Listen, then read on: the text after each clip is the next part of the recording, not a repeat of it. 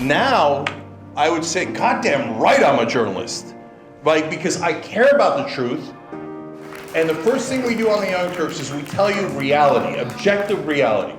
And you guys have all seen it, and we've gotten flack from it from our left. When I say, guys, I love you, but this one came out against us. Like, here are the facts, whether it's a poll, whether it's an election, whether it's an issue. So this one did not come out on our side. And us wishing it away, me lying to you, isn't gonna help. It's not gonna help you if you don't know the truth. So I'm sorry, Joe Biden, he might be personally a decent person, but politically he's been a disaster for 50 long years. But, Colby, it isn't about that. So we fought that battle in 2020 and we lost. And we're not Trump. We didn't go like, nah, we won, we're the president. Okay, we want to redo. No, we didn't say that. It happens, we lost. We'll get them next time, right? So this isn't about that. I tried to get progressives to run, nobody would run. I even thought about it, to your point, because I'm like, will somebody please run? Why are we just letting this guy have it? It doesn't make any sense. Now, I'm way past that. There's 3 months left, basically, and he's polling in the 30s. He's polling in the 30s. A lot of you know tyt.com/dropout. He's got to drop out. He's not going to win. And so this happened in 2016. I kept saying, iceberg, straight ahead.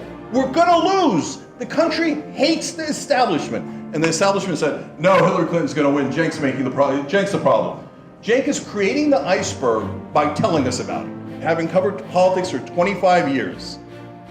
And by the way, having said, before the 2016 election that Donald Trump was likely to win. And I'm telling you right now, it would be shocking if Joe Biden won. Everyone has a perspective. The only question is, are they hiding it or aren't they hiding it? And I would argue almost all of mainstream media's perspective is not conservative or liberal, Republican or Democrat.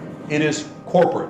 They have a corporate perspective, and then they privilege that position by saying it's objective. My corporate position in favor of the status quo is objective.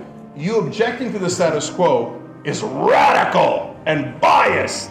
So no, they are again misleading you, and it turns out, shocking to even me, I'm a journalist. You and I have talked about this a few times, that, apart from the xenophobic and really ugly sides of MAGA, there are parts of the MAGA side that aren't too dissimilar in its DNA to, say, Bernie supporters.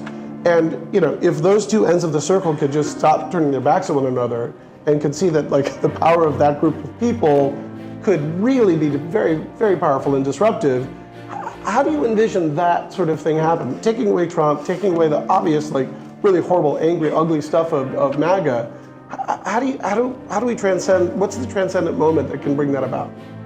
So let me address the phenomenon first. I feel like Young Turks is the only outlet that is doing what I'm about to describe, which is saying, guys, we can do both.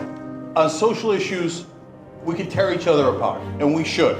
And because I'm not going to ever lay down.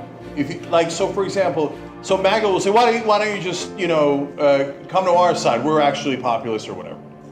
I'm like, guys, Trump said, I'm going to ban all Muslims from the country. My family's Muslim. So do you want me to agree to get banned? Do you not get that that's insane? No, I'm not going to agree to my own banishment. Right. And I'm not going to agree to let you guys steamroll gay people in this country, trans people in this country, black people in this country, etc. I'm not going to allow it. I'm going to fight you as hard as I possibly can. And now there's a cottage industry of fake left, the Tulsi Gabbards, Glenn Greenwalds, etc., that say, oh, no, the right is great, the right is great. And the real problem is Democrats. I'm like, brothers, okay, your critique of the Democratic Party is fine, but how about the critique of the Republican Party? We can't find one. Get out of here. Get out of here.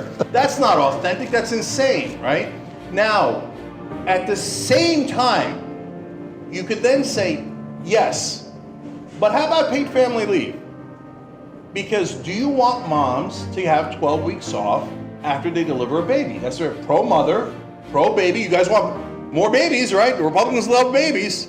They love mothers, they're supposed to. I love babies also. Yes, I love babies. Okay. Okay, so can we agree on paid family leave? I know the polling, I already know the answer. So 84% of Americans are in favor of paid family leave. 74% of Republicans are in favor of paid family leave. I go on Patrick Bet-David's podcast, he's a right-winger. They polled their audience. Guess what percentage said, yes, we want paid family leave? 75%. Okay, so while I'm kicking your ass on your bigotry and you're kicking my ass on being Muslim and you think that's like such a great thing, right? I'm an atheist now, but I grew up Muslim, etc. Can we go fight, stop the fight for 1 second and let's pass paid family leave for all moms? Right? And then let's get back to fighting. We don't have to be dishonest. We don't have to be dishonest and we don't have to stop fighting. But that doesn't mean we can't agree on the things we already agree on. So the point of media is to rip you apart. They're trying to get you to fight and never find common ground. Does anyone think that I mind the fight? Right? No, I love the fight. I got no problem with the fight. But let's pass paid family leave. Let's end money in politics. Republicans hate money in politics. Amen.